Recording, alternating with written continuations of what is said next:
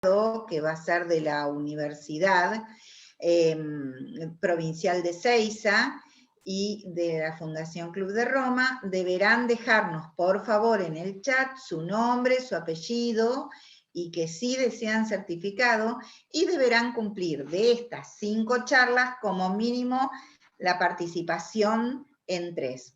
Todas las charlas van a quedar grabadas, entonces aquella persona que no pudo estar en este momento la podrá ver por el canal de YouTube de Semana del Árbol o en la página de Semana del Árbol, ¿sí?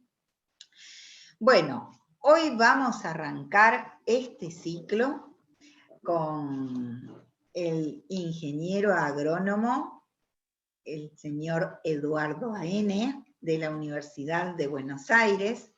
Se recibió con el trabajo de intensificación, la observación de aves silvestres en libertad, una alternativa para enriquecer el turismo rural.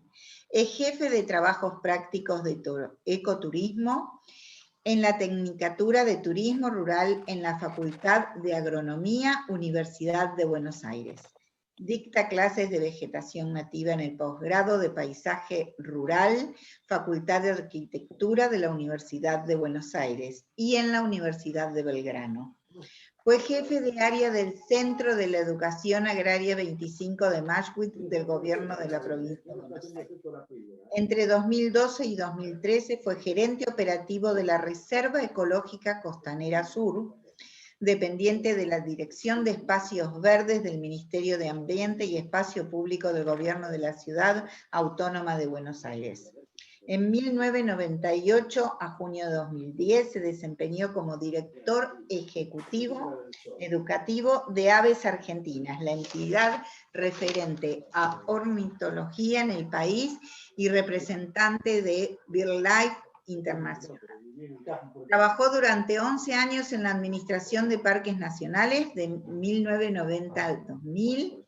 Es autor de libros 100 árboles argentinos, 100 flores argentinas y publicaciones como Educación ambiental en reservas naturales, Guía de la naturaleza de la Reserva Costanera Sur, junto con Javier Pereira. Editó la monografía Fauna de Otamendi.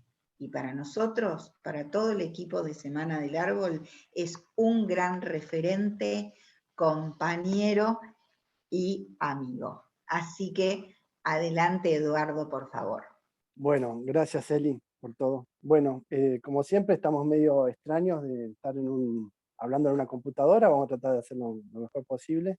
Ante todo, bueno, agradezco a todo el grupo de trabajo que comentaba Eli, que somos unos cuantos, en la preparación de esto, y también a la familia Broda, donde estoy ahora, que amablemente me recibe. Bueno, vamos a la presentación, y ahí ya arrancamos con nuestro tema. ¿Okay? Bueno, como decía Eli, vamos a hablar de biocorredores y turismo, y yo voy a dar un poco más el componente de biocorredores. ¿Okay? Básicamente el concepto de biocorredores podemos plantearlo de esta manera, ¿no? Como pensar que la naturaleza son parches, como islas, y que lo que vemos muchas veces es que las islas, los parches de naturaleza más grandes tienen biodiversidad mayor que los pequeños. Y bueno, lo que nosotros vamos a tratar de hacer con los biocorredores es vincular estos parches para que puedan tener mayor biodiversidad. Nosotros, por ejemplo, en este caso, estamos diciendo que hay una especie X que puede vivir en el parche grande, celeste, verde, pero los amarillos no, pues son muy chiquitos. Entonces lo que vamos a tratar de hacer es que para esa especie X, todos estos parches que estaban aislados como un archipiélago tengan puentes y se conecten. En la medida que nosotros logramos que la especie se conecte y use todo el territorio, que es el archipiélago completo, vamos a lograr que esa especie que no podía vivir en los parches pequeños, que eran amarillos, logre poblar ahora ese espacio porque están conectados. O sea, para esa especie funciona como un solo territorio. Pongamos el caso más fácil de entender de una rapaz que, por ejemplo, en el ámbito urbano vive en plazas grandes. Si logramos tener biocorredores o conectores, va a habitar toda la ciudad. Y la otra opción, o sea, hay una opción que eran como puentes, una conexión física, y hay otra opción que son un rosario de parches. Eh, para algunas especies esto puede funcionar. Obviamente que la primera opción servía para las especies terrestres y esta opción puede funcionar, por ejemplo, para aves que pueden volar, insectos, también para plantas que llevan sus semillas, las dispersan a través del viento o de vectores como pueden ser aves también, ¿no? Así que bueno, esa es un poco la idea, que la naturaleza se presenta en parches y nosotros vamos a tratar de vincular esos parches para que tengan mayor biodiversidad. En este caso hipotético, si pusiéramos la cantidad de especies, por ejemplo, de algún grupo, pongámosle, no sé qué puse acá, pongámosle mariposas, eh, veríamos que los continentes, digamos, del archipiélago serían los espacios grandes y tienen mayor número de especies, y los amarillos pequeños. Pero si lográramos conectar todo, seguramente los pequeños no que equivaldrían a grandes, pero sí sumarían más especies. Y ese es un poco lo que buscamos con los biocorredores, lograr que la naturaleza esté mejor distribuida y bueno, y que mayor cantidad de especies puedan sobrevivir en distintos parches. Así que a la medida que esté conectado va a funcionar mejor. Eh, en la Argentina hay varios proyectos de biocorredores. El más grande, tradicional y que estamos proponiendo que haya una charla del tema en este ciclo es lo que llamamos el Corredor Verde de Misiones, que une o sea, fíjense que se da de alguna forma esa figura hipotética donde las reservas pasan a ser, son reservas provinciales, nacionales, municipales y privadas, pasan a ser las islas y lo que vamos a tratar de hacer en la práctica es conectar esas islas a través de la matriz que queda entre medio. Por ejemplo, pensemos en un yaguareté, o sea, en este momento este corredor verde está fuertemente trabajado para generar conexión para el yaguareté. Así que en la medida que estos parches donde sobrevive el yaguareté pueda tener estos conectores donde no se los case, o se los pise, o se los atropelle, digamos, eh, va a poder sobrevivir la población de yaguareté en Misiones. O sea, en otras palabras, si el yaguareté no puede conectarse entre reservas naturales, que sean las islas, no va a sobrevivir el yaguareté de Misiones. O sea, requiere del biocorredor para poder sobrevivir una especie de la más emblemática de la Argentina, ¿no? Y esto trasladado al ámbito urbano, que fue algo que estuvimos desarrollando, practicando, es lo mismo, digamos. Podemos llegar a tener plazas donde hay cierta biodiversidad, pongámosle acá, pusimos el caso hipotético de picaflores, pero bueno, podemos llegar a tener en una plaza una cantidad de plantas que sustenten una pareja de picaflores. En la medida que nosotros, los vecinos, tengan esas plantas que son las que suministran alimento a los picaflores, vamos a lograr que estos picaflores que habitaban en el parche verde habiten también en los barrios.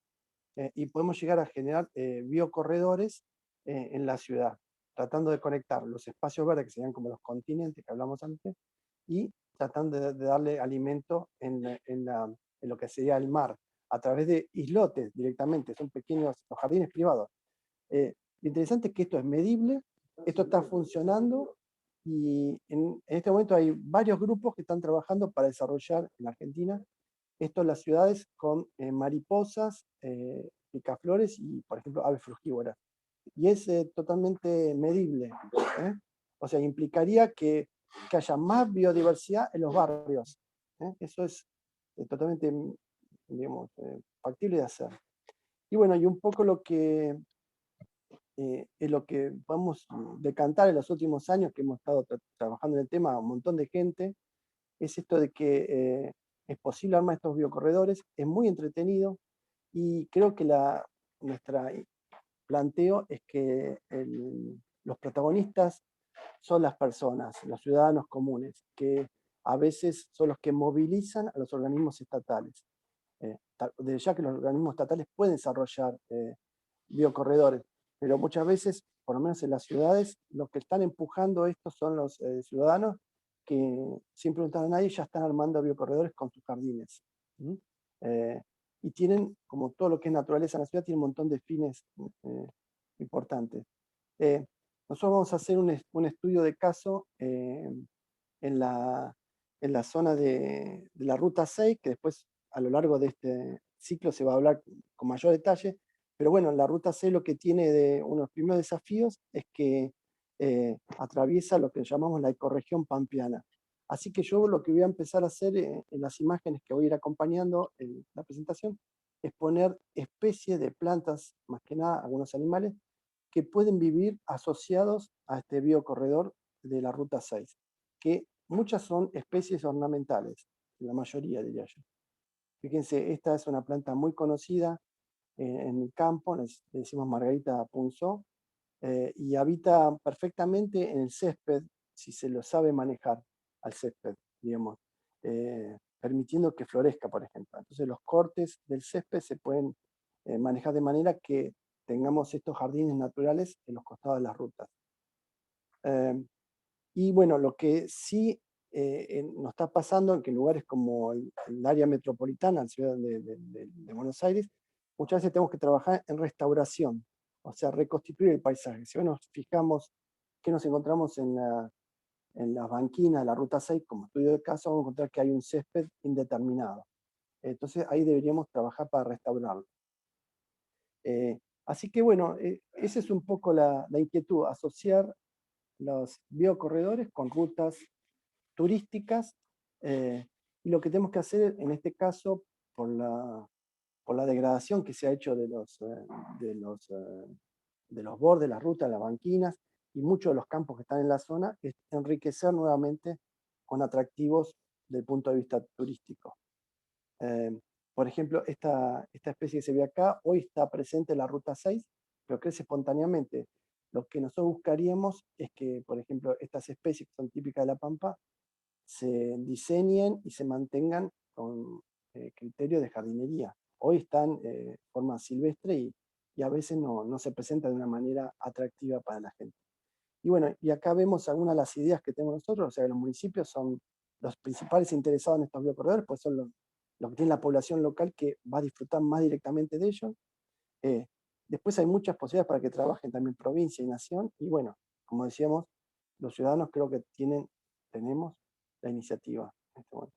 Y acá hice algunas cuestiones sintéticas de, básicamente yo lo que diría que una ruta turística asociado a un biocorredor tiene como dos espacios. Uno serían las banquinas y otros son áreas naturales que podemos asociar con el biocorredor. ¿Okay? Vamos a detenernos un poco de ello. Por ejemplo, un lugar natural para hacer reservas municipales, provinciales, privadas, son los cruces de las rutas con arroyos o ríos. Esos son lugares ideales para hacer recreos públicos. Lo que encontramos en la actualidad es que muchos de estos espacios son recreos informales, donde no hay nadie que junte la basura, donde no hay comodidades. Entonces creo que con muy poco se podrían generar espacios acomodados y que sean reservas de algún tipo. Por ejemplo, nosotros tenemos en la Argentina, en nuestra región, tenemos el sauce criollo que es ideal para este tipo de recreos ribereños.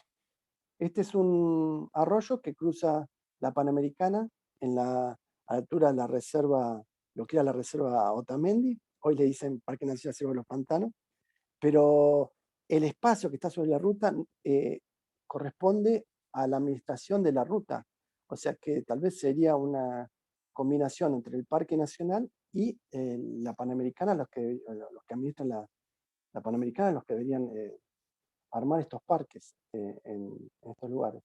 Después otra cosa para charlar o ver, analizar, es qué distancia deberían tener estos parches de naturaleza con respecto a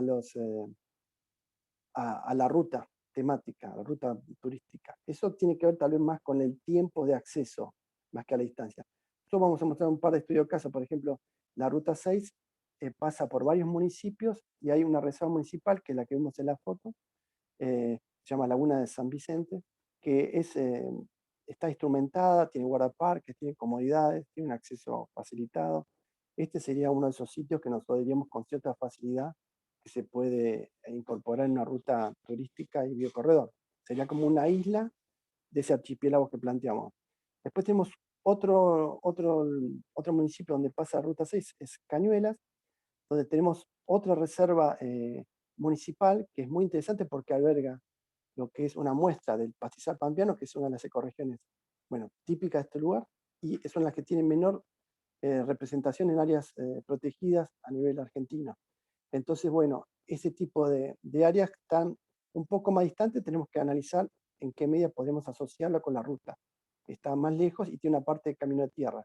Pero el camino de tierra, por un lado, puede ser un problema, por otro lado, puede ser un atractivo en sí mismo. El camino de tierra es un camino rural que es diferente a lo que vimos en la ruta.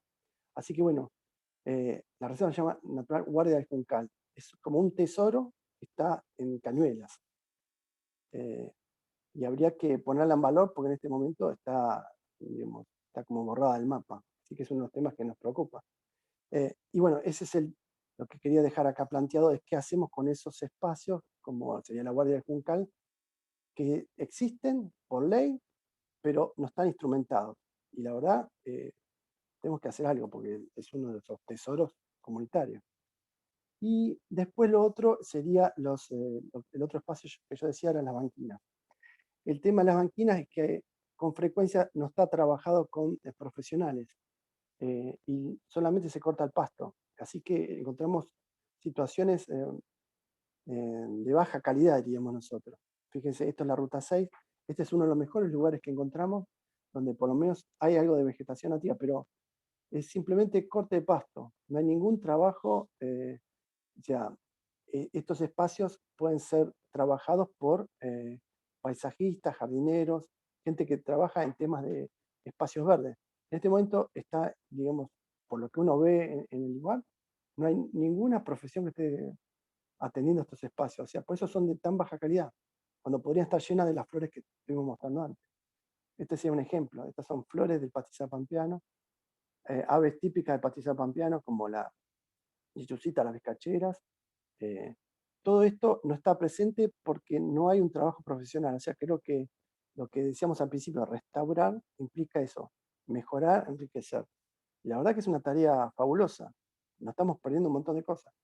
Y otra, no solo lo visual podemos aportar en una ruta, sino también los perfumes.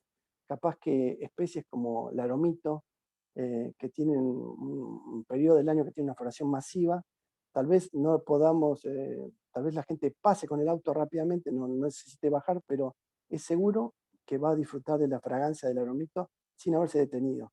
Entonces, fíjense todo lo que nos estamos perdiendo, visual y en otros sentidos también, ¿no? Así que bueno, acá, ya que estoy en este momento en Santa Fe, quise agregar esta foto que, fíjense, es la Ruta Nacional 19, en la altura de Sa Pereira, en Santa Fe.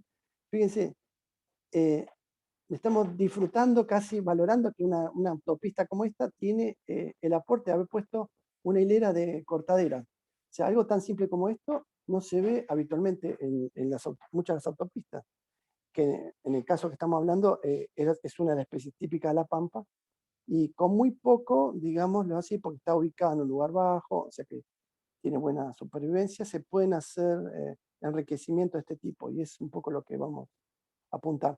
También va a haber una charla dentro de este ciclo del anfitrión donde yo estoy ahora, que va a hablar de esos trabajos que está desarrollando acá en Santa Fe sobre biocorredores y rutas. La verdad que es muy interesante. Bueno, por mi parte estamos, creo que cumplí con mi horario, ¿no?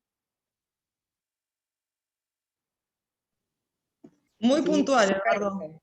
perfecto. Perfecto, perfecto, Eduardo. Bueno, muchísimas gracias. Bueno, les quería contar antes de presentar al próximo disertante que todo este ciclo está organizado por la Universidad de Belgrano, la Universidad Provincial de Ezeiza, el INTA, la parte de cambio rural, de turismo rural, el Ministerio de Agricultura, Ganadería y Pesca de la Argentina, la Red Argentina de Jardines Botánicos, la Red de Viveros de Plantas Nativas, la Municipalidad de Colonia Eriza, CIDI, Turismo Rural, del CIEP y de Semana del Árbol.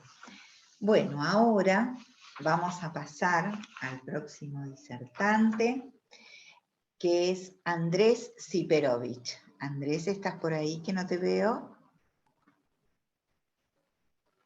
Andrés. Estoy, acá estoy. Okay. Con muy mala señal. No te veía.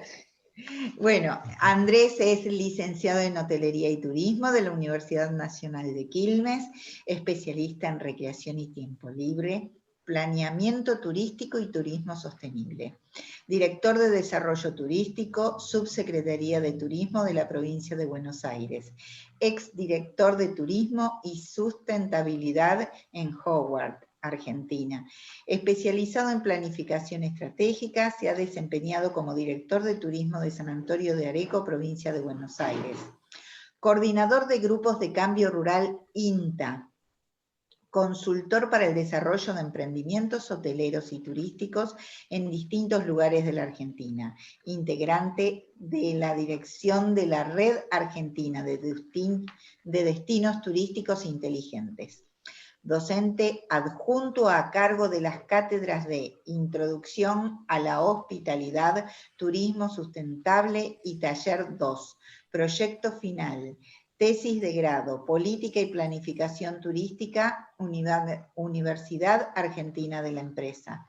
Docente a cargo de la Cátedra de Políticas Agrarias y Turismo Rural, Tecnicatura en Turismo Rural, Facultad de Ciencias Agropecuarias, Universidad de Buenos Aires, 2016-2018. Coordinador docente de la carrera de la licenciatura en Turismo del Centro Universitario de Areco, dictada por la Universidad de Lanús en San Antonio de Areco. San Antonio de Areco, docente de posgrado, Política y Planificación Turística para Municipios, Facultad de Ciencias Económicas, Carrera de Turismo, Universidad Nacional de La Plata. Coordinador docente del área de turismo, Programa de Capacitación para el Trabajo, Secretaría de Extensión Universitaria y Bienestar Estudiantil, Universidad de Buenos Aires. Evaluador de proyectos, innovación tecnológica en el turismo, del Ministerio de Turismo y del Ministerio de Ciencia y Técnica de la Argentina. Implementador de directrices de gestión ambiental y directrices de gestión de destinos turísticos del Sistema Argentino de Calidad Turística del Ministerio de Turismo de la Nación. Ha participado en gran cantidad de proyectos y estudios en Argentina y la región. Por favor, Andrés, te escuchamos. Bueno, muchas gracias. Podrías agregar que encima no tengo buena señal. Bueno, estoy en el campo y uno de los problemas que nos pasa en el campo es que no tenemos buena señal, ¿no? Así que espero que podamos por ahí ir sacando la cámara cada tanto. ¿Ustedes me escuchan bien? Sí, perfecto. Fíjate si vos podés pasar la presentación, si no lo hace Cecilia, avisás a Cecilia. Sí. Bueno, perfecto, voy a intentar pasarlo yo y bien. Voy a sacar algo de lo que tenía previsto, pues tengo mucho miedo, no me dé la conectividad, ¿sí? Bueno, muchas gracias por la invitación, la verdad que un placer, todo este grupo que viene trabajando con el tema de biocorredores, bueno, hay Peter, bueno, todo el equipo que ha venido trabajando, y bueno, un placer compartir este espacio con Eduardo y también con Marina, ¿no? Bueno, a ver, el tema que habíamos planteado para esta oportunidad tenía que ver con las potencialidades del turismo en espacios periurbanos, ¿no? Vale decirles que nosotros venimos trabajando hace poco, de hecho, hay algunos de los que están acá presentes que han estado o están participando en la creación de un plan de turismo rural y periurbano, y en ese marco, bueno, una de las novedades por ahí es hablar de esto del periurbano, ¿no? Y esto se relaciona de alguna manera también con pensar el hecho del turismo en el periurbano, ¿no? Hoy, en esta situación de pandemia, se empezó a hablar mucho del tema de ¿no? Por supuesto, el turismo de cercanía supone ponernos a pensar en estos espacios, ¿no? Y vale la pena, tenía ganas de empezar, pero la verdad que sinceramente no me animo porque la conexión está muy mala. Tenía ganas de empezar pensando en qué era esto del periurbano, ¿no?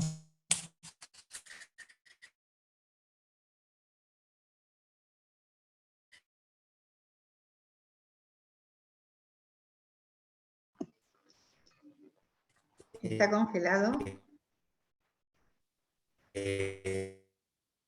Sí, quizás si apaga su cámara, quizás, Ah, no sé. Andrés, llegamos hasta el pensar el periurbano y quedó congelado.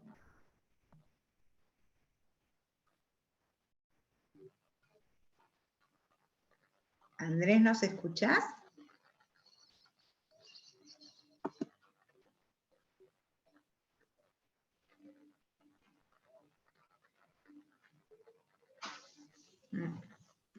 Bueno, No, no sé, se cortó. son los problemas de siempre, ¿no? Sí, a se ver ha si- desconectado. A ver si se vuelve a conectar. Vamos a ver. Bueno. Veamos Acá si... estoy. ¿Me escuchan ustedes? ¿Estás? Ahora sí. Sí. Perdón, es horrible no tener conexión, lo sabemos. Y bueno, nada, voy a intentar avanzar todo lo que se pueda en ese sentido. Así que sepan disculpar Tranquilo. que la conexión no me acompaña. Bueno, vale decirles que uno cuando uno analiza esto de los sectores periurbanos, de los espacios periurbanos, aparecen muy fuertemente estas imágenes, ¿no? Digo, espacios naturales, espacios de producción, mercados, cultura, pero también pobreza, marginación, contaminación, un montón de aspectos, ¿no? Y esto se nota más en el contexto de una demografía muy particular que tiene nuestro país. Siempre pienso en este globo donde la Patagonia raquítica, esto es, es un modelo armado demográfico en relación a la cantidad de habitantes, ¿no? En ese marco, desde hace algún tiempo empezamos a hablar de esto del periurbano, ¿no? La verdad que resulta esto un tema sumamente interesante, ¿no? Sobre todo porque, de alguna manera, las grandes ciudades de nuestro país, y ustedes saben que nuestro país está agrupado en grandes ciudades, por supuesto, el caso de la ciudad de Buenos Aires, el AMBA, pero también puede pasar esto en distintas ciudades del interior. De alguna manera registran esto de los espacios periurbanos, ¿no? Y en ese marco, digo, esta mirada sobre el espacio periurbano ha registrado distintos tipos de análisis, ¿no?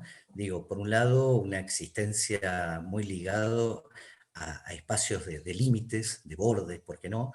E incluso un concepto que viene de larga data, probablemente de las épocas de las ciudades medievales, del extramuro, digamos, ¿no? Es decir, donde terminan los muros de la ciudad, se desarrolla la producción, que en definitiva esa producción da de comer a nuestros habitantes de las grandes ciudades, ¿no? En ese sentido, ha aparecido muy fuerte este concepto de bordes, ¿no? De límites, ¿no? Este concepto, de alguna manera, en este límite entre el campo y la ciudad, son bordes que se van moviendo permanentemente, ¿no? Las ciudades crecen, si no miren el caso de la ciudad de Buenos Aires, digo, yo vivo en Caballito y toda esta zona donde yo vivo es una zona que ha sido periurbana hace muchos años, y después la ciudad fue avanzando y hoy el periurbano es el Gran Buenos Aires, pero después va a seguir avanzando en este sentido, ¿no? Y esto mucho tiene que ver con lo que hablaba hace un rato Eduardo, ¿no? Esa mirada de alguna manera de bordes, de amortiguación, de periferia, ¿no? Uno se pregunta, ¿periferia de qué, no? Porque siempre la periferia supone que hay un centro, digamos, ¿no? y tiene que ver con una mirada que se ha establecido durante largos años y que sigue teniendo vigencia, de la ciudad como el centro y la periferia como ese espacio de amortiguación hasta poder llegar a los espacios rurales o espacios naturales, ¿no? En este sentido, estos anillos periurbanos son sitios donde es necesario abordar, por un lado, todo lo que tiene que ver con el ordenamiento territorial, ¿sí? Y también la gestión de ese territorio, ¿sí? Acá se juegan brechas y problemáticas muy particulares, ¿no? El agronegocio y la agroecología, se juegan cuestiones que tienen que ver de alguna manera, con aquellos que son desplazados de las grandes ciudades, por ejemplo, desplazados porque no es posible soportar los costos de vivir en las grandes ciudades, y aquellos que vienen desplazados del campo, ¿no? Estos periurbanos en general son lugares que encuentran estos dos perfiles y donde de alguna manera van confluyendo en el marco de un ordenamiento territorial donde habita aquellos distintas clases sociales, diría yo, ¿no? Por eso aquellos que habitualmente viven o visitan el conurbano bonaerense, donde se nota claramente, pueden encontrarse con la zona, por un lado, donde se produce el alimento fresco para todos nosotros, pero a su vez lugares donde de alguna manera viven clases medias, una gran cantidad de gente que en la década, sobre todo del 90, impulsados por cuestiones de seguridad, o a veces también por cambio de vida, se fueron acercando hacia espacios periurbanos para vivir en countries, en espacios cerrados, y a partir de ahí se fue desarrollando industrialmente. No sé, uno mira Pilar, por ejemplo, en la provincia de Buenos Aires, se fue desarrollando industrialmente y comercialmente para poder dar abasto a esta cantidad de habitantes.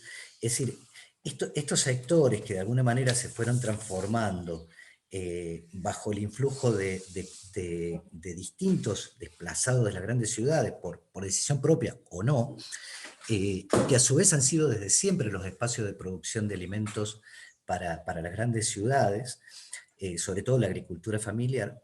Después se fue nutriendo de una gran cantidad de migraciones de personas que vienen de distintas colectividades, distintas nacionalidades, con lo cual de alguna manera va configurando un espacio absolutamente heterogéneo y por supuesto que también de absoluto interés, digamos, ¿no?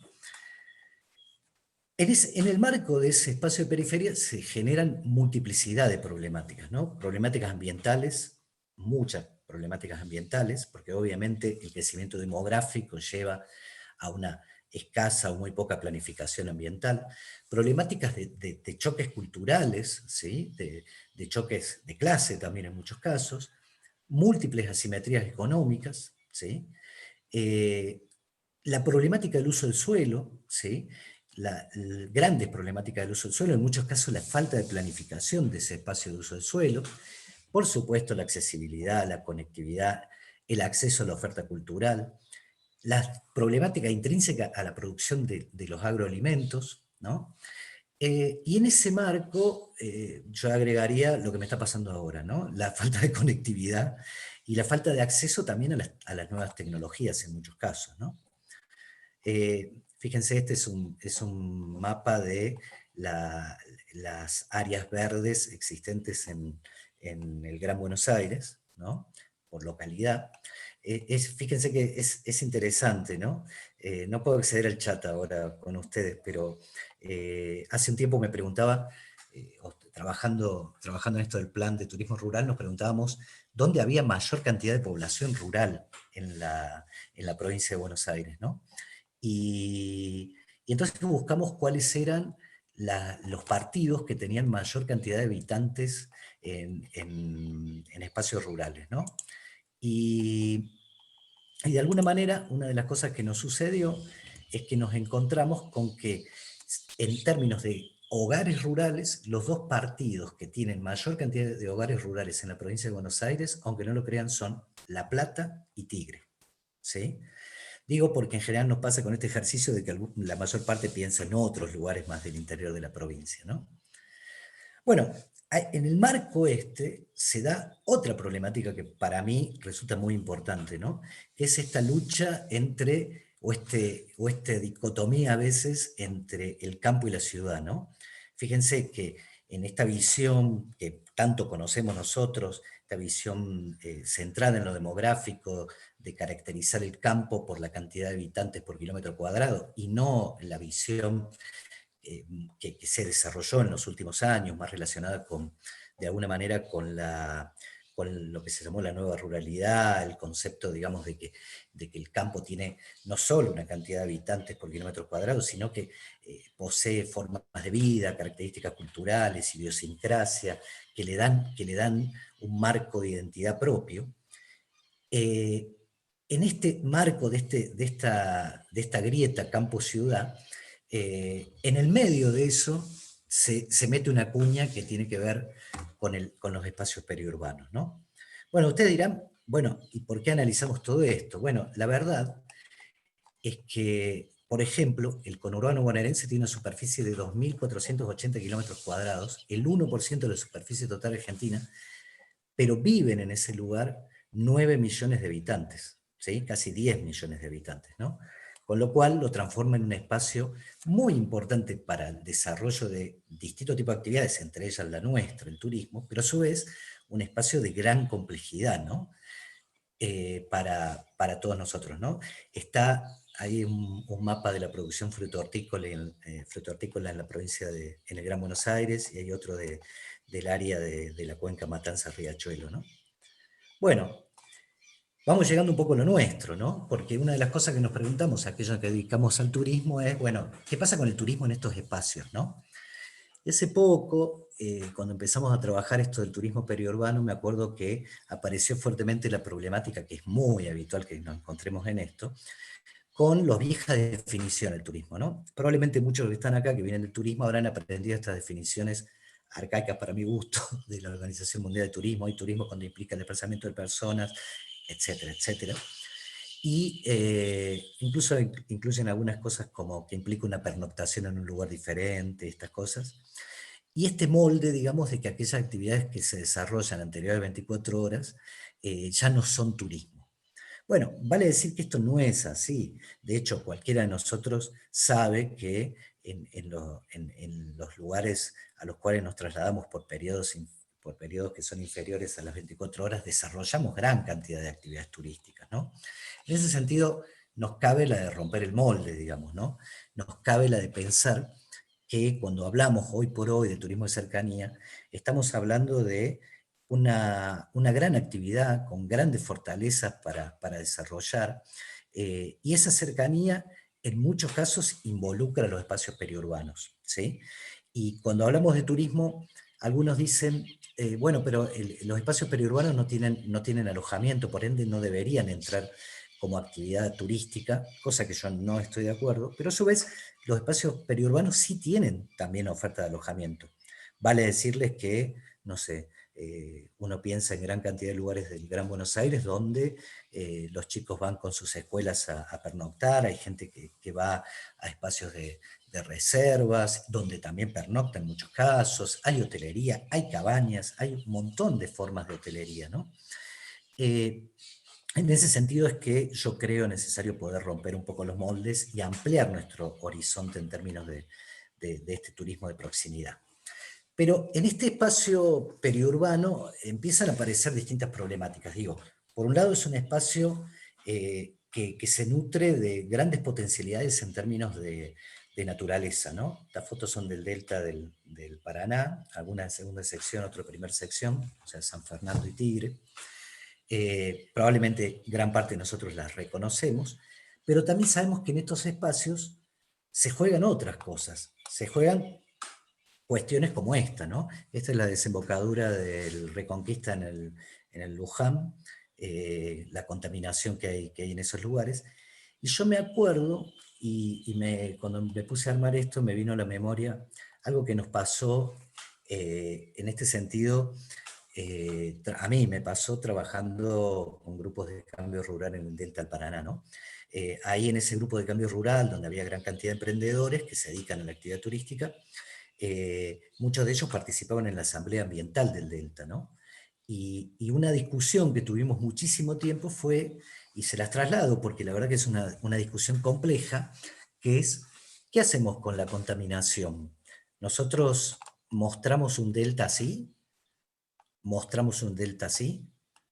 eh, acá y acá, no sé, ¿dónde nos quedamos? Bueno, gran discusión compleja, ¿no? Yo particularmente creo que en esto de poder desarrollar los espacios periurbanos, no sería mala idea la de poder trabajar con un concepto que parte de la base de que la realidad que nos toca vivir en estos espacios es esta, ¿sí? Digo, periurbanos donde hay la habitabilidad de gran cantidad de grupos sociales, de distintas clases sociales, hay marginalidad, hay pobreza, hay problemas ambientales, pero también tenemos una gran cantidad de distintos recursos y atractivos que sirven para la actividad turística, ¿no? Reservas naturales, balnearios populares, una gran identidad cultural, una gran posibilidad para el agroturismo, ¿sí? Acá en estos espacios periurbanos donde nosotros tenemos posibilidad de trabajar en términos de poner en valor la actividad agroturística con los productores de alimentos, sobre todo de la agricultura familiar. Es decir, de alguna manera poder presentar a los espacios periurbanos como lo que son, ¿sí? Y con esta identidad, digamos, que se ha ido forjando con el paso del tiempo. Esto es lo que pienso yo.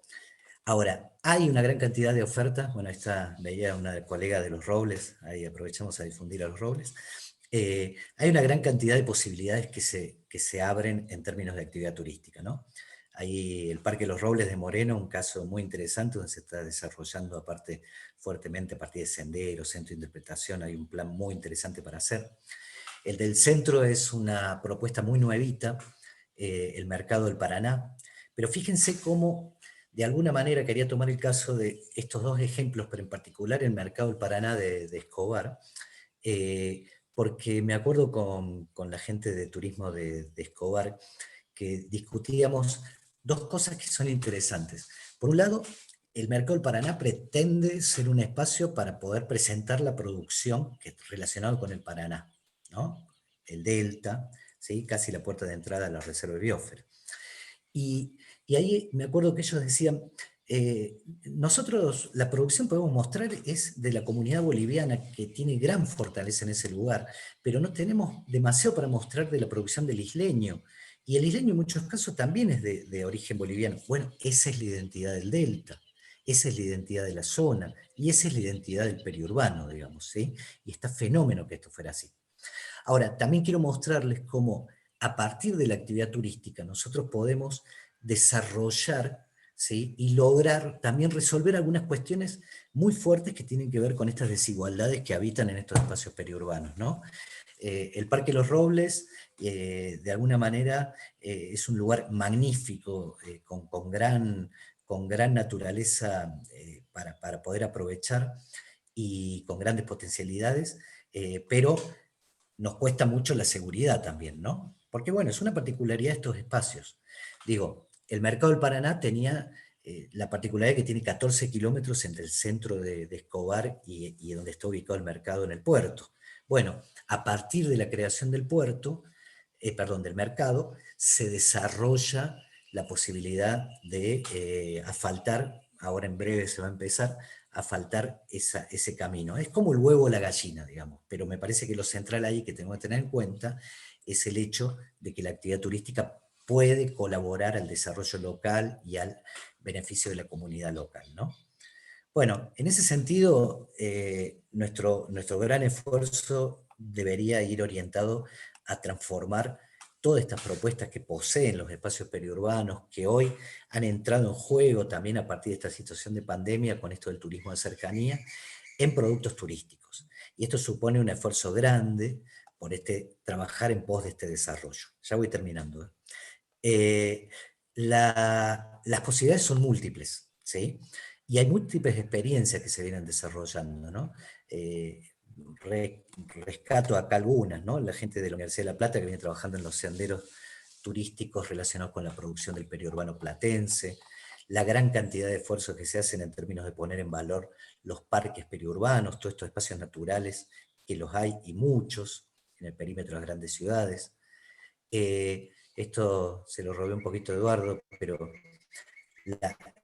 las reservas naturales urbanas, yo me acuerdo que las Naciones Unidas, cuando le recomendó a los países crear parques nacionales declarados por ley, tengan en cuenta que nosotros tenemos en la provincia un parque nacional como es el Ciervo de los Pantanos, que es un parque nacional básicamente periurbano, digamos, ¿no? Probablemente uno de los más cercanos a gran concentración de habitantes, ¿no? También les recomendaba a los países que creen reservas naturales urbanas cerca de las ciudades para que la gente se acostumbre a vivir en esos espacios naturales de manera más cotidianamente. No es que a uno para ir a las cataratas, al Parque Nacional de Cataratas, le van a exigir ir a una reserva de, no sé, Costanera Sur. Pero la idea es que los colegios van a ir llevando a los chicos, los padres van a ir con sus hijos, y uno se va acostumbrando a estar en lugares naturales, digamos, con recursos de otro tipo, ¿no? Se han implementado gran cantidad de propuestas también de rutas productivas. Algunas no llegaron a implementarse todo, otras se están trabajando. Acá hay algún ejemplo que varios de los que están acá lo conocen mucho, ¿sí? Y para ir terminando, vale decirles y contarles que nosotros estamos trabajando ahora también con el desarrollo de rutas naturales, ¿sí?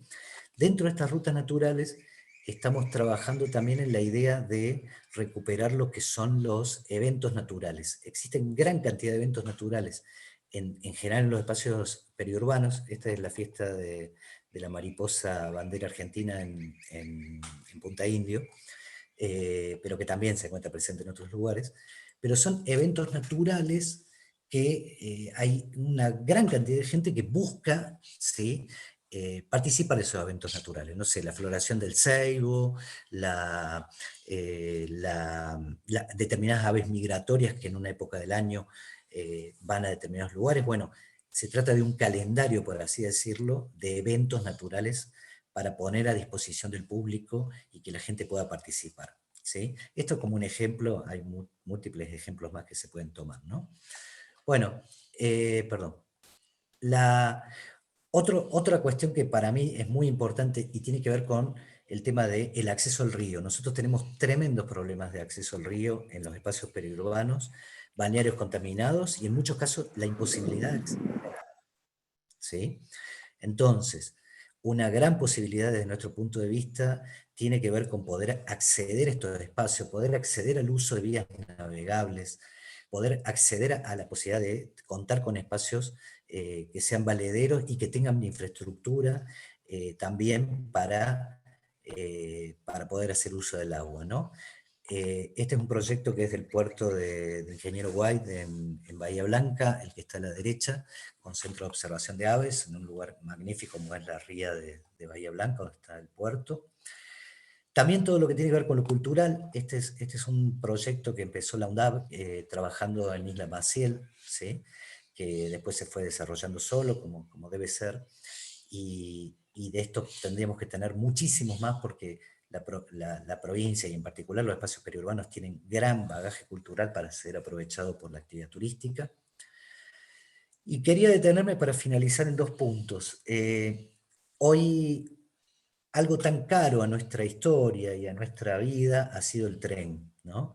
El tren que le hemos ido perdiendo desgraciadamente con el paso del tiempo. Vale decirles que hoy hay muchos países que vienen trabajando en la puesta en valor de los espacios de vías férreas, en muchos casos abandonadas, para que se transformen en espacios recreativos, para hacer trekking, para hacer senderismo, para hacer cicloturismo, o simplemente espacios de interpretación. También el tema de los trenes turísticos, vale contarles que ahora estamos trabajando en el montaje de algunos trenes turísticos, por ejemplo, Luján Mercedes, donde el tren para, la gente se baja, va a comer, sube de vuelta.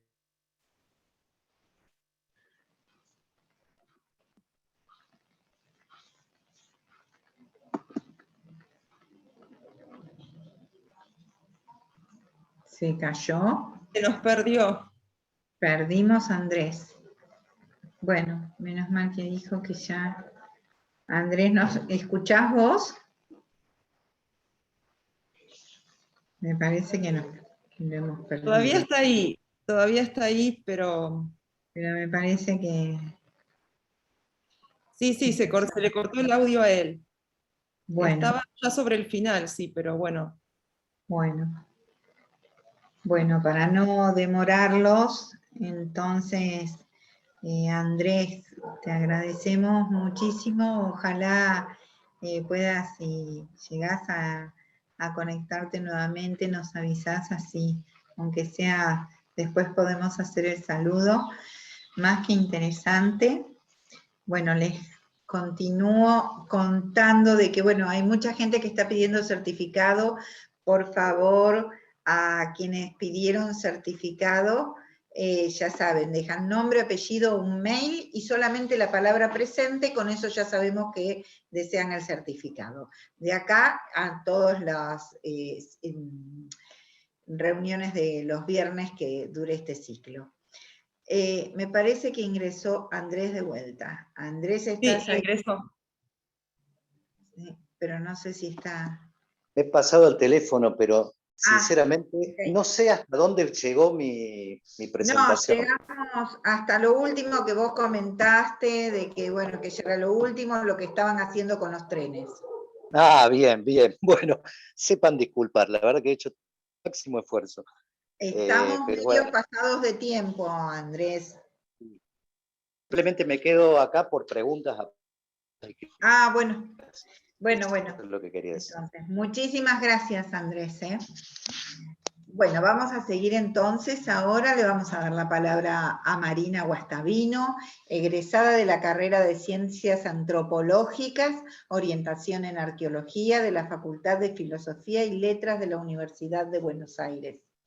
Se vinculó al INTA en 1985 y en el año 2005 realizó una adscripción en el Programa de Manejo de Recursos Culturales en la Administración de Parques Nacionales. Desde ese momento y hasta la actualidad forma parte del equipo de la Dirección Nacional Asistente de Transferencia y Extensión. Coordinó el módulo de gestión institucional del enfoque de desarrollo territorial, con actividades de gestión, formación e investigación sobre la temática de gestión de los territorios. Desde 2019 coordina la red estratégica de conocimiento de turismo rural para el desarrollo territorial. Por favor, Marina, adelante. Bueno, muchas gracias. Vamos derecho a la presentación por las dudas. Bueno, les agradezco nuevamente el espacio.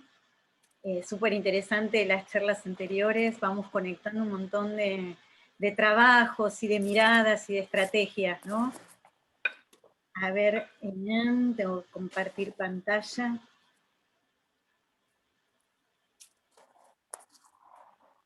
Ya está, perfecto, Marina. Muy bien, bueno. Perfecto, entonces. Contarles entonces, así medio rápido, esto capaz ya lo han escuchado en varias oportunidades. Desde el año 2004 el INTA acompaña a través de programas y proyectos y estrategias de articulación el proceso de construcción de redes productivas y de servicios que encadenan en cada región la producción artesanal, el agregado de valor a la producción agropecuaria y la valorización de los recursos naturales y culturales, y sumando servicios de alojamiento, gastronomía y actividades recreativas. Es decir, que desde ese año, desde el INTA se empieza a acompañar las experiencias de turismo rural de manera más sistemática, digamos, porque digamos, el acercamiento, el involucramiento institucional con el turismo rural es muy anterior a esa fecha, pero bueno, sistemáticamente se empieza a trabajar y en aquel momento, digamos, arrancamos con los primeros grupos de cambio rural, de turismo rural, y con proyectos que en ese momento eran de el programa, el PROFEDER se llamaba, Programa Federal de Apoyo al Desarrollo Rural Sustentable de INTA, Cambio Rural, cogestionado, pero financiado por el Ministerio de Agricultura, Ganadería y Pesca de la Nación actualmente, y el PROFEDER era el proyecto como paraguas, programa paraguas, que le daba como esta orientación, esta estrategia de desarrollo territorial. Bueno, eso es importante también tenerlo en cuenta, porque es cuando el plan estratégico del INTA incorpora este enfoque de desarrollo territorial. Ya no una mirada sectorizada, sino una mirada territorial, integradora, integral del territorio. Entonces, es así como se considera el turismo rural como una estrategia de desarrollo territorial. ¿Por qué? Porque aporta, desde el turismo rural, a las tres grandes dimensiones del desarrollo territorial. Esto también nos da idea de un cambio de mirada, de un cambio de abordaje, porque se aborda entonces la complejidad de un territorio. ¿Qué quiere decir esto? Complejo, ¿por qué? Porque se lo entiende como un espacio multidimensional, ¿no? Algo de esto mencionaba hace un ratito Andrés. ¿Qué quiere decir? Que están las dimensiones política, social, cultural, ambiental, etcétera, ¿no? Todas actuando al mismo tiempo sobre ese territorio. Entonces eso implica también una mirada distinta y una gestión distinta. En este caso, nosotros entendemos que el turismo rural es una estrategia para el desarrollo territorial y aporta, por ejemplo, a la dimensión económica. ¿Por qué? Porque se la entiende como una actividad que diversifica actividades en el mismo territorio, o sea, territorios que suman el turismo rural como actividad, y además porque es una actividad que complementa los ingresos de las familias rurales. Por lo menos desde INTA se acompaña con esta mirada, que sea una actividad complementaria de ingresos a las familias rurales. Y también, ¿por qué? Porque permite la valorización de actividades productivas y sus producciones, y las producciones locales de ese territorio. También entendemos que el turismo rural aporta a la dimensión social, sociocultural, básicamente, o sea, sintéticamente, para no explayarme demasiado, si no nos vamos a pasar de tiempo, porque, por ejemplo, es una actividad que convoca a mujeres, visibiliza el trabajo de la mujer rural, lo visibiliza, porque también convoca a los jóvenes rurales, y porque también convoca a las comunidades campesinas e indígenas, ahora como en el sentido, digamos, de protagonistas de sus propios procesos de desarrollo, ¿sí? Y además porque permite el fortalecimiento del entramado social en un territorio. Es importante la sinergia que se da entre los distintos actores de un mismo territorio, ¿no? Ahí es donde necesariamente se ponen en juego las vinculaciones con escuelas, con el municipio, con organizaciones de productores, etcétera, etcétera.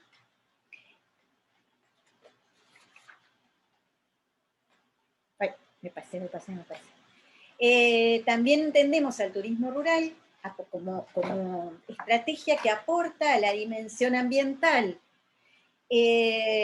porque propicia, digamos, el cuidado y la valorización de los recursos naturales en un marco de, bueno, sustentabilidad ambiental.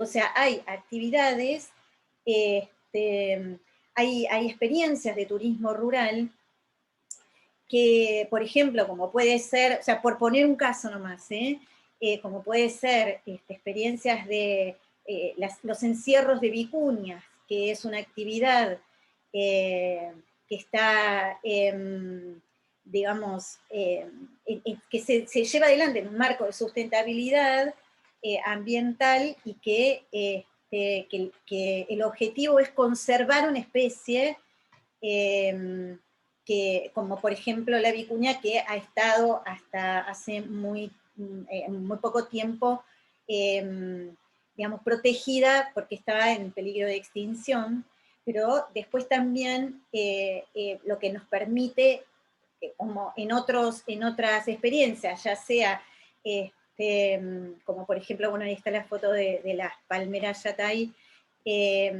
también conocer y cuidar esos recursos que,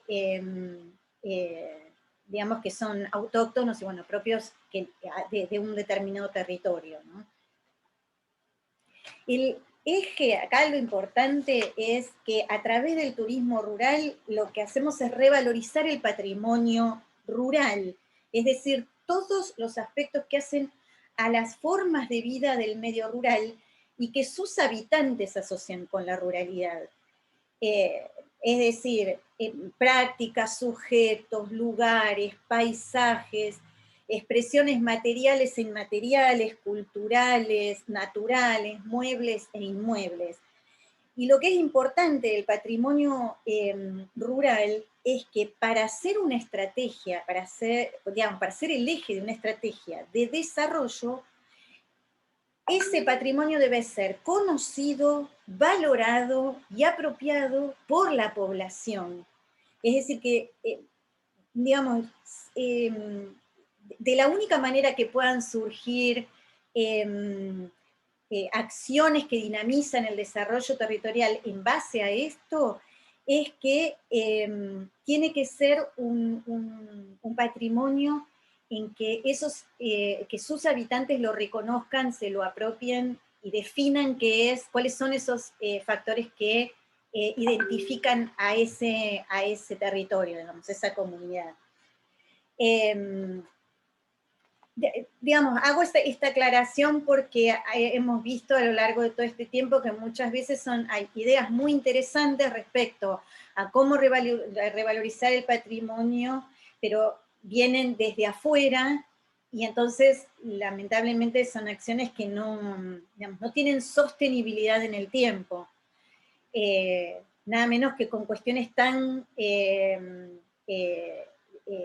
delicadas como aquellas que hacen a la identidad de una población, ¿no? En relación a esta filmina traigo, bueno, justamente tiene que ver con mi adscripción en parques nacionales cuando trabajé ese año en el programa de manejo de recursos culturales. Es una estrategia, el manejo de recursos culturales y naturales, porque digamos, hay dos programas en parques, ¿no?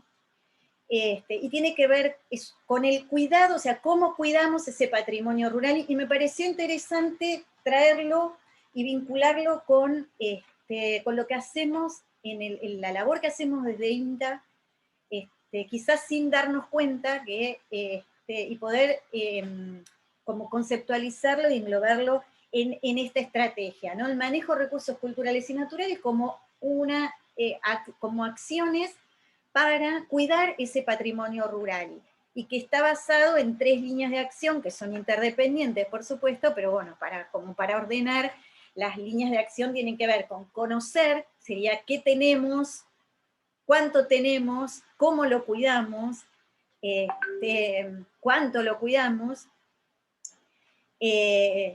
conservar, pero conservar en una acepción más de uso racional y sustentable de esos recursos, ¿no?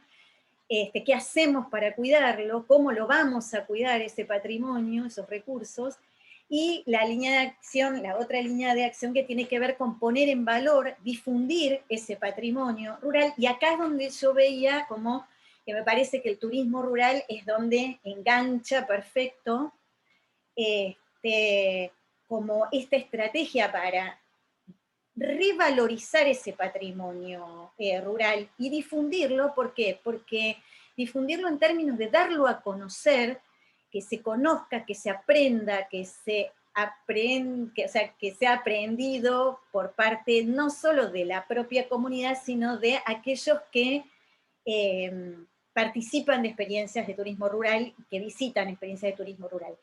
Todo esto tiene necesariamente que construirse con la participación comunitaria, porque nadie, absolutamente nadie, puede venir a decirnos de afuera cuáles son los aspectos o los recursos o los factores que forman parte de nuestra identidad, ¿no? La riqueza, digamos, y diversidad del patrimonio rural es el resultado de un larguísimo proceso histórico y social desarrollado en un territorio. Y acá traigo por ahí, o sea, algo de Carlos Moreno, que me parecía súper interesante, que es que el patrimonio rural es producto de un proceso de transformación del paisaje natural hacia uno antropizado a través del trabajo de los hombres y de las mujeres que habitaron esos ámbitos. Entonces, conservar el patrimonio implica recuperar esos vínculos de las comunidades con su territorio, sus recursos, sus valores, rescatar las historias que forman parte de la vida de esas comunidades y de su tierra, expandir la capacidad de evaluar y volver a dar sentido y significado a ese patrimonio, fortalecer su identidad y, por supuesto, también, que tiene que ver con esta actividad que nosotros llevamos adelante, y es que permite la diversificación de los ingresos de las poblaciones rurales. ¿Cómo hacemos para revalorizar este patrimonio desde lo que venimos trabajando? Es apoyando, dando asistencia técnica, acompañando actividades productivas locales, tradicionales y ancestrales, que son las que han identificado a nuestras poblaciones y que constituyen los elementos, parte de los elementos diferenciadores de la cultura local. Son parte de los saberes, o sea, son parte de este patrimonio inmaterial, digamos, este aspecto, esta dimensión inmaterial. ¿Por qué? Porque es parte de los saberes y de los conocimientos y de la forma en la que esas poblaciones se relacionan y se han relacionado a lo largo del tiempo con el medio ambiente. Un poco lo que veníamos, lo que comentaba hace un ratito de el concepto de Carlos Moreno. Entonces, estas actividades, más las de planificación de los espacios, más la infraestructura productiva, más las formas de manejo de los recursos, son parte de la historia de un pueblo que queda plasmada en un paisaje y que le dan esa singularidad. Y el abandono de esas prácticas implica no solamente un deterioro económico para esas comunidades, sino también la pérdida de parte de esa cultura, la pérdida de su historia, de esos aspectos que tienen que ver con la identidad local.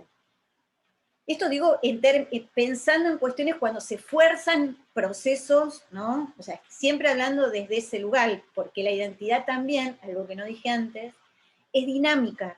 La identidad es una construcción social y por ende es dinámica. Se va resignificando y se va construyendo socialmente y va cambiando por ende a lo largo del tiempo.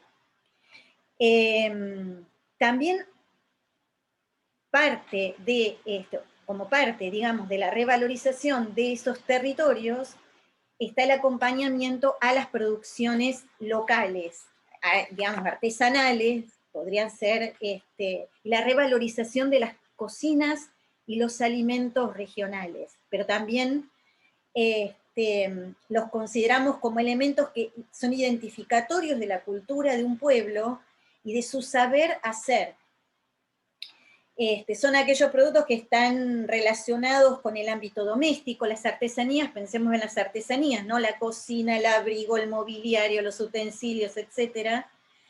Y es importante y se trabaja fuertemente con las producciones, con los procesos de agregado de valor a la producción primaria, que también implican una vía para diversificar los ingresos de la economía familiar y que también de actividades, diversificación de actividades del territorio. También es importante que uno de los trabajos que se viene llevando adelante es el acompañamiento y el fortalecimiento de espacios donde se expresa la identidad local. Y acá hablamos y pensamos en estos espacios como pueden ser las fiestas locales, las ferias, que no solo permiten el abastecimiento de recursos, sino que la importancia radica en que son ocasiones de interacción social. Las fiestas tienen funciones integradoras, son marcadores culturales del tiempo también. No pongo ejemplos porque si no, no miramos más, pero los invito a pensar estas cosas cuando pensamos en una fiesta, las fiestas típicas de los pueblos o fiestas regionales, ¿no? Digamos, son el vehículo estos espacios de otros aspectos representativos de la cultura, como actividades productivas, gastronomía, el folclore, las artesanías, la tradición oral, las formas de ornamentar y de decorar las calles, las casas, ¿no? Si pensamos en momentos religiosos, o en fiestas patronales, o las fiestas de los pueblos en sí. Y otra cosa interesante también es que en los museos se pueden aprovechar esos espacios para dar cuenta de manera interpretativa de la vida del medio rural, entre otras cosas, para vincularlos con las actividades productivas, la vida cotidiana, etc. Marina, perdón, ya estaríamos cumpliendo más o menos. Bueno, mira todo lo que... Cuando bueno, otras cuestiones, como les decía, la historia oral, la gestión del patrimonio cultural y material. Acompañamos entonces el turismo rural desde INTA porque se considera como una estrategia dinamizadora del desarrollo territorial, y quería mostrarle básicamente esto, ¿no? Hoy por hoy, en este momento, la red de experiencias de turismo rural está conformada por 100 experiencias asociativas de turismo rural. Esto implican una red de técnicos que acompañan, que eso también es interesante. Pensemos que es una red muy grande, de alrededor de 75 técnicos en todo el territorio, que acompañan estas experiencias asociativas que incluyen a más de 700 familias rurales, organizaciones de productores, direcciones de turismo provinciales, etcétera, ¿no? Y que además requieren un esfuerzo de articulación muy grande, porque también están involucradas universidades como la UNDAV, FAUBA, Facultad de Filosofía y Letras, y la articulación con el sector privado como CAME, por ejemplo. Bueno, acá no los voy a entretener mucho, modalidades de turismo rural, hay muchas que se presentan en las distintas experiencias asociativas, turismo de naturaleza, con el objetivo de que los visitantes realicen actividades en contacto con la naturaleza, y que se promueve el cuidado de la flora, la fauna, y el disfrute de flora, fauna y de esos paisajes, el turismo educativo, pueblos rurales también, agroturismo, turismo rural comunitario, y un poco para ver algunas de las actividades que brindan estas experiencias de turismo rural. Bueno, hablar de los efectos del turismo rural, los interesantes, digamos, medio que ya los mencionamos, ¿no? Los positivos, digamos. Los negativos, bueno, tiene que ver con cuestiones que nos interesan abordar de manera conjunta con esta articulación interinstitucional, tiene que ver con este punteo, sin planificación, sin participación comunitaria. Estos son algunos de los efectos negativos que vemos en las experiencias de turismo rural: alteración del paisaje, especulación en el suelo, contaminación, banalización y mercantilización de la cultura, y el abandono de actividades en detrimento de otras.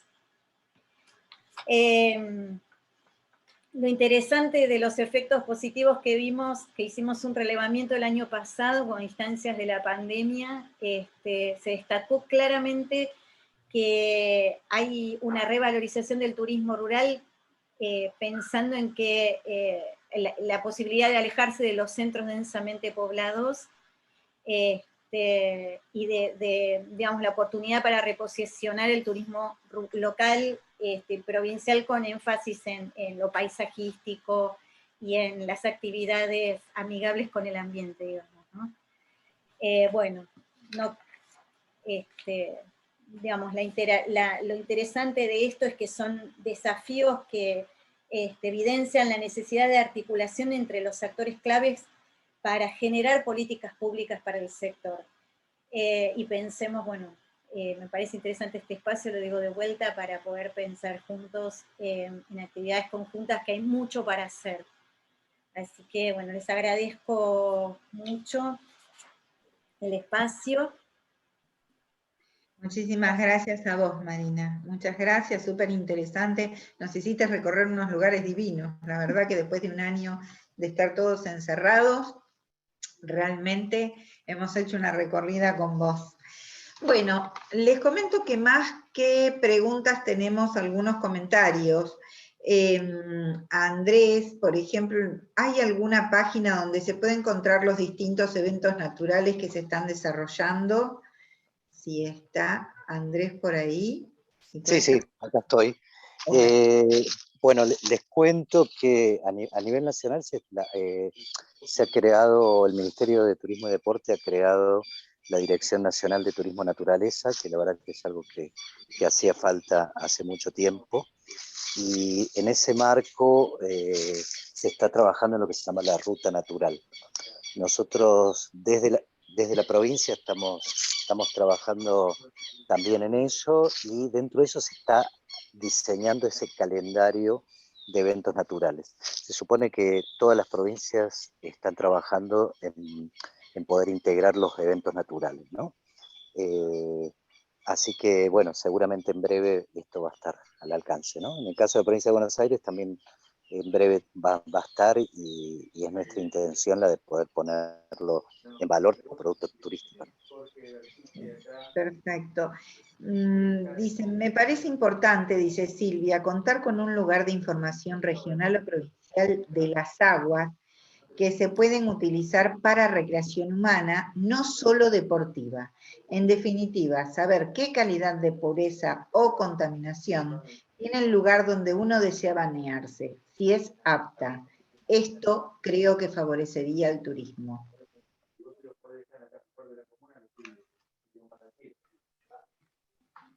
No sé si hay algún lugar donde esté esta información, Andrés.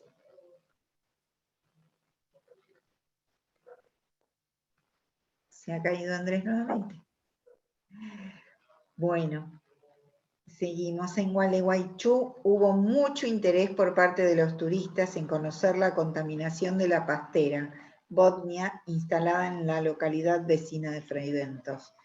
Sí.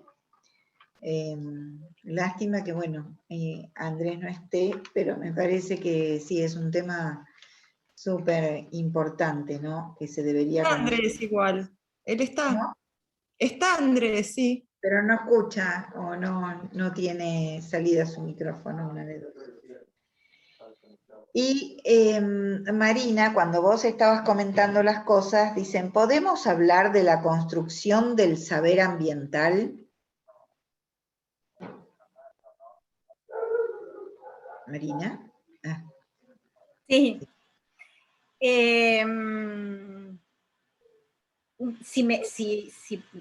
Necesitaría un poquito más de ampliación a la pregunta. Podemos saber, a mí me parece que, digamos, acá, desde la construcción del conocimiento, me parece que se puede, pensando en procesos de co-construcción del conocimiento, me parece que es posible y necesario también. Digamos, desde el sentido común, diría, hay muchos ejemplos que podemos dar, y me parece que hay unas, digamos, desde el diálogo de saberes, se puede, digamos, transitar ese tipo de construcción, y me parece que no solo se puede, sino que es necesario. Ahora que está, bueno, es un tema clave el tema de los incendios. Me pasó hace mucho tiempo, a raíz del trabajo en parques nacionales, hace muchos años atrás, muchos, se trabajó en un programa o en un proceso de quemas prescriptas, y no se consideró en su momento el saber de la comunidad de ese lugar, y fue complicado, la verdad que fue muy complicado porque lo que se suponía que era una quema prescripta terminó siendo un incendio. Así que digo, a partir de ahí en más, me parece que, insisto que hay cuestiones que me parece que son, aquí hay que, digamos, como apropiarnos de una manera distinta de construir saberes y conocimientos, y que necesariamente, bueno, hay distintos enfoques, pero me parece que sí que es posible y necesario. Perfecto, gracias. Sí, mira, María dice, perfecto, a ese diálogo de saberes me refería principalmente, gracias. Bueno, desde ya que muchísimas felicitaciones para todos los disertantes. Eli, ¿Sí? si quieren dejarles en el chat escrita bibliografía, preguntaban al principio de la charla si podían recomendar bibliografía sobre biocorredores. Si alguno quiere dejar alguna recomendación en el chat. Sí, ahora le iba a decir a los disertantes para ver si lo quieren agregar, así después y si no, quedará y lo enviamos junto con la parte de certificados. Bueno, no sé si alguien necesita hacer alguna pregunta más, si los disertantes quieren hacer alguna acotación. Eduardo, ¿vos querías decir algo? Sí, un comentario menor es que agregué en el chat un enlace del trabajo de biocorredores, así que ya estaría. Si lo buscan, lo van a encontrar. Perfecto, de la Universidad de Belgrano, ¿no es cierto, Sí. Eduardo? Muchísimas gracias, Eduardo. Bueno, les comento que el próximo, a ver, nosotros estamos todos los viernes con diferentes temáticas.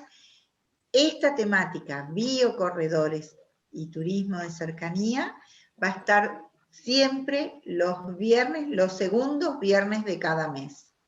Así que los vamos a invitar para el nuevo encuentro. Peter, no sé si vos querías hacer algún comentario. Sí, bueno, primero felicitar a los disertantes, estuvieron muy buenos las disertaciones. No, era para comentarles que hay un grupo WhatsApp de biocorredores y turismo, que en todo caso que manden un mail y los podemos sumar al grupo. Es para intercambio de experiencias. La idea es que pronto también hagamos intercambio de visitas. Es una red con ese fin. Perfecto, muchísimas gracias, Peter. Bueno, no sé si alguien tiene alguna consulta para hacer más. Bueno, muy interesantes las ponencias, gracias, hasta el próximo encuentro, puedan compartirlo. Muy interesante, bueno, para los que ingresaron más tarde, les vuelvo a comentar que esto queda grabado y se sube a la página de Semana del Árbol. De ahí, inclusive, quien quiera replicarlo lo puede hacer, no hay ningún inconveniente. Seguramente estará en la página de la UP, de la Universidad Provincial de Ezeiza. Así que bueno, correo, contacto, el correo contacto de los disertantes, si es posible, preguntan acá, María Frutero. Si los disertantes lo quieren agregar en el chat, no hay ningún inconveniente. ¿Cómo accede al grupo de biocorredores? Bueno, ustedes mandan directamente un mail, ya está Marina colocando su mail, ya está escribiendo, como para que se puedan comunicar con ella. Y al grupo de chat de biocorredores, Peter, deberías vos después poner cómo se conectan con vos directamente para ingresar a ese me mandan un mail, un mail o un WhatsApp y lo sumamos.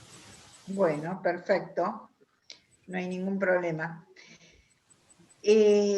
Bueno, creo que ya hemos cumplido con la tarea. ¿A dónde? Dice, poné un número de WhatsApp, Peter, por favor, escribilo. Bueno, ahí va. Ahí lo están escribiendo. Así quien quiera se puede. Igualmente nosotros, ya en la próxima reunión, que va a ser el segundo viernes de abril, vamos a tener esto quizás más ordenadito, como para poder pasarles a todos.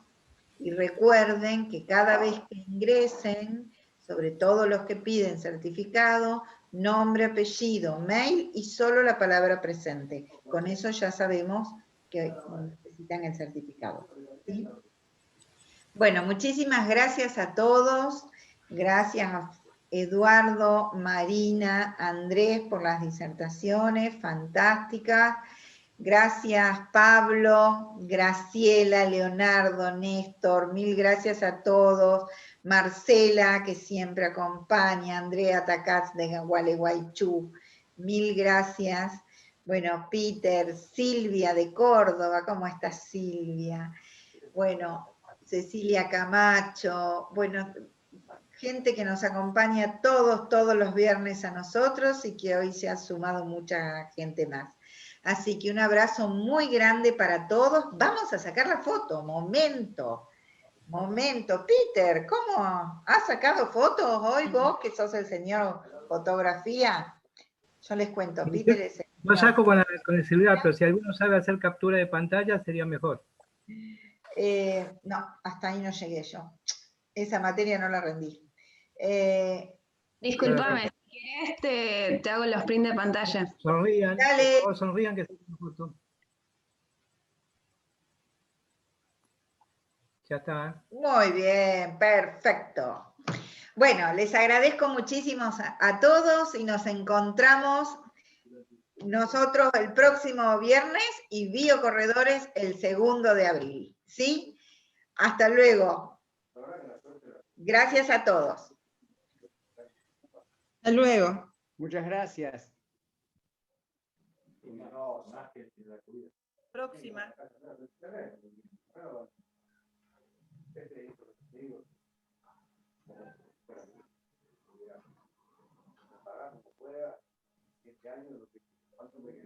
Ay, para quien nos sigue todos los viernes, el próximo viernes son orquídeas nativas de la provincia de Neuquén, con Hernán López. Así que, ¡ay, ya están festejando! ¡Ya están festejando! Perfecto. Nos vemos el viernes entonces. Ah, vos también, Marcela, vos sos fana de las orquídeas.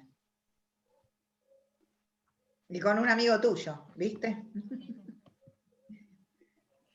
Qué bueno. Y el viento nos me encanta ese tema. Sí, además, bueno, Hernán es un ser muy especial, es fantástico. Hay que tener cuidado con lo que dice Marcela, que los que les gustan mucho las orquídeas se vuelven orquidiotas. Somos orquidiotas, asumidos, totalmente. Pero eso se dice en todo el mundo, ¿eh? Las orquídeas son como un virus, te lo contraes y nunca más te curás. Mira vos. Sí, sí. Despiertan lo mejor y lo peor de cada ser humano. Qué bueno. Mirá las cosas que venimos a descubrir los viernes nosotros. Sí, sí. Hay un libro que es genial, que habla justamente sobre la gente de las orquídeas, no sobre las orquídeas. Y hay